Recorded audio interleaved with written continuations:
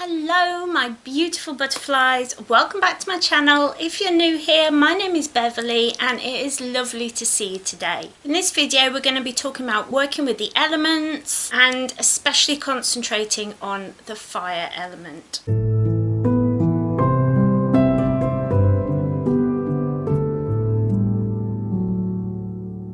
So as you all know, if you've been on this channel for a while, I've been doing like a little series about elemental magic and working with the elements because I think there's a lot of pressure on young witches and baby witches to buy things. Like you see so many people on Instagram who are selling things, they have these little shops and everything, and that's great. I mean, all for people having small business, go for it. But I think all those shiny tools and things you don't necessarily need to have. And if you're working with the elements when you're starting out, I think it's a great way of getting into working magically because you're working with the things that are around you. You haven't got to pay for them. And that means it's inclusive. Everyone can have a go, everyone can try it, see if it's for them. I love that about elemental magic. And so it was really important to me to really share about how I work with the elements, what their different qualities are, and to really bring a lot of that knowledge that I'm starting to collect about working with the elements to the channel and to you guys. So I hope you enjoy this video. So the energy that you're working with when you work with fire is masculine,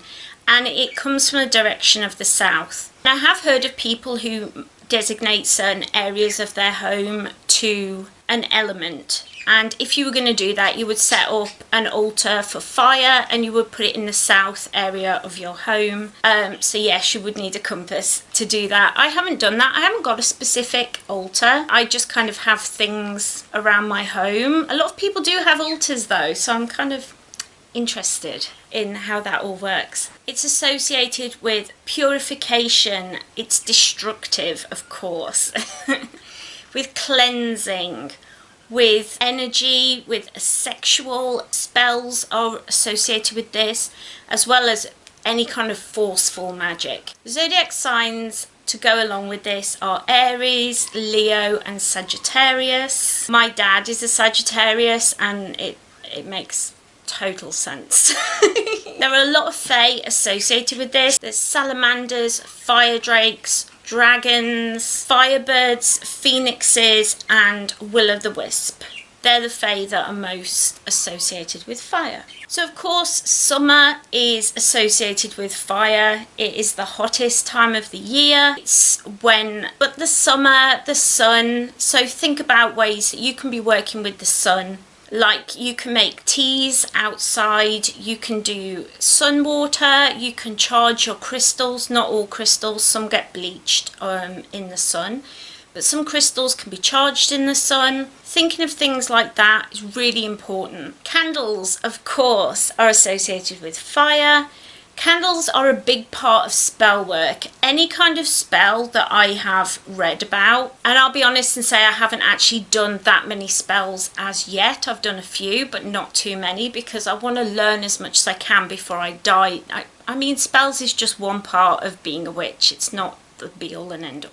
Anyway, candles are in 98.8% of spells. They drive spells. They can be used in so many ways. You usually use them with different colours. So you will buy them because you want a certain colour to do a certain thing.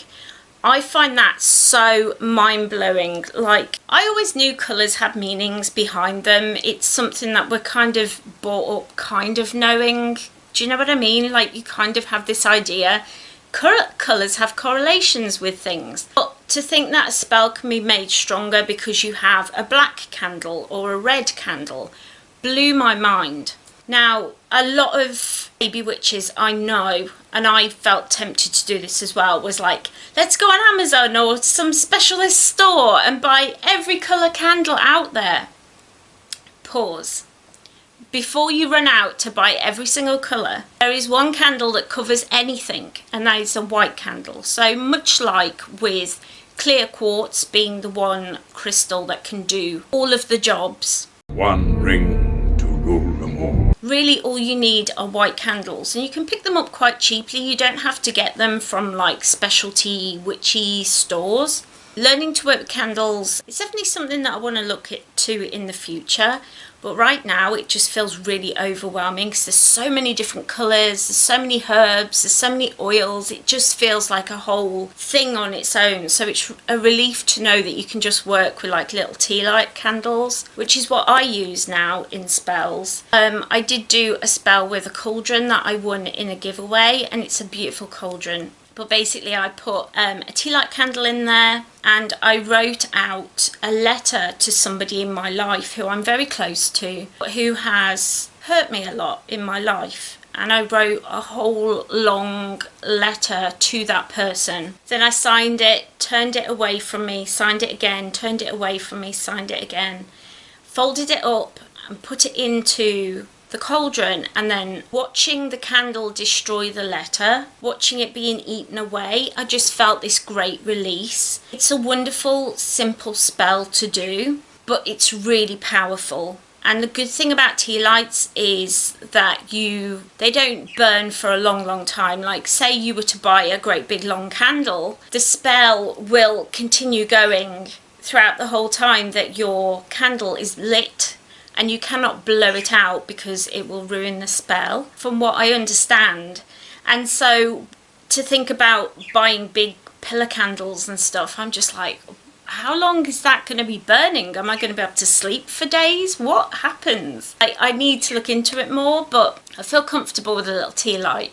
Do you know what I mean? I feel comfortable with that. And also then if you keep the ash in your cauldron, after a few spells you can grind it up, you can mix it up and create this salt that is very protective. So there's a lot of ways to work with fire that you probably haven't thought about. And I thought that was really important to remember, that as baby witches, as somebody who's just starting out, it can feel very overwhelming. It can feel like I have to learn this and this and this and know that and know this and know this and know that. I felt that a lot, and I have actually done a video about feeling overwhelmed in the past. I'll leave a link to it down below and up in the places. But basically all you have to remember is our ancestors didn't have everything to pick from. Our ancestors were living in small tribes or little villages. They didn't get to travel. They were taught by their parents, and that magic was the most beautiful, purest magic, and it was very simple. I'm not saying that people were simple back then, but I'm saying I think that sometimes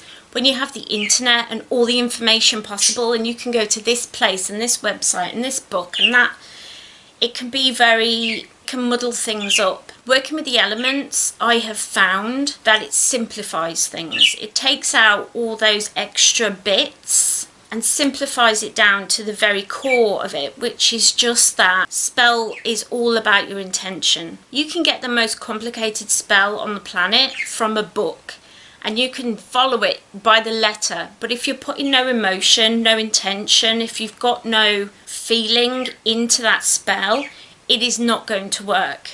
It's not. But if you have, say, 3 things, like a candle, a cauldron, and a piece of paper, and you sit there and you pour your heart out into a letter like I did, and then you watch it melt away and you envision that darkness and that old locks just moving away from you. That was the most powerful spell I've done. And feelings that I used to have that hung around, that I used to sit and think about things that had happened in my childhood and things that had happened in the past, all that's gone now because I put so much heart into that spell. And when I watched that disappear, that letter and all those feelings, I felt it disconnect from me. So it's all about intention, and fire is such a force. It's so powerful. Like, it can destroy a building, it can kill, it can take over. I mean, we saw this in the Australia fires. The amount of devastation that was seen in that time really brought to light to me just how much power there is behind a single match, behind a flame. When you think of a dragon, if you think you're going to work with Fae and you pick a dragon to work with, just think about the power behind a dragon. The heat in its belly, the fire that comes out of it.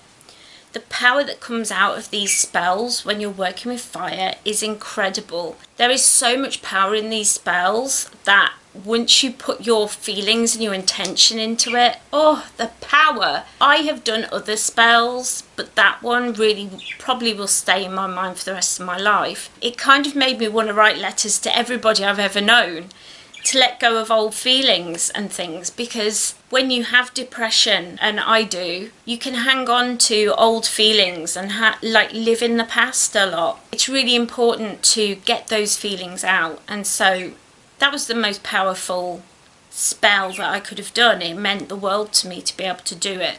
So burning away old feelings, working with candles, they're powerful spells. Another way to work with it is scrying. Now, I always used to think that scrying was just staring into a mirror. I've since learned that scrying can be cloud gazing, and it can be all sorts of things. One way that I've learnt about is gazing into a candle, just breathing and watching the flame. You can get so many messages through that. And similarly, working with smoke. A lot of us have done cleansing with sage, or what's that stuff? Palo Santo? I don't use either of those things because I don't like the fact that we just pick one plant and then we think we're being good to the environment and everything, and then we end up making those scarce because we over farm them. Do you know what I mean? Because they become popular. So I tend to not do that, but a lot of us have worked with those things and we've cleansed our home. So think about the smoke that comes out of there. And I was reading not too long back about how which direction the smoke goes in can give you a message. Really simple, beautiful way to work with fire and to work with the air. This is what I'm talking about. This is why I love elemental magic so much. It definitely is the thing that just blows my mind, because it's so simple, and so you don't need a lot of money to do it, so it levels the playing field. It's beautiful. There are so many ways to work with fire. I would love to hear how you work with fire. Is it just candle magic and cauldron magic that you do? Or do you find other ways that I haven't even heard of or thought about? Are there other ways that you think people should be learning more about? Little hidden gems of spells and little hidden ways of working with fire that you just think are incredible and we should know all about. If you do know anything like that, definitely let me know down in the comments. I love learning. I'm constantly growing. I'm loving this journey. And I would love you to let me know anything that I've missed in this video. But if you did enjoy this video, don't forget to head down there and leave me a cheeky little like. It helps me to know that you enjoyed the video and that you would like to see more, and then I can make more. So leave me a like, and while you're down there, why not hit that little subscribe button. Guys, I am in the 800s. I cannot believe it. I am creeping my way to 1,000 subscribers, and I am so grateful. Hello to all my new people. It is lovely to meet you. If you're new here, leave me a comment down there so we can get to know each other. I love chatting to you guys, and it means so much to me to have you around. So don't forget to head down, hit that little subscribe button, ring that little bell, so you always know when I upload. I'm usually here Mondays and Fridays, my health permitting. I do my very best to be here. It's been lovely spending time with you today. I hope that you are having a lovely week. I hope you have a great day today. I've picked out a playlist just for you, so head down and watch that. I hope you're having a great day, and I will see you next time. Bye. Mwah.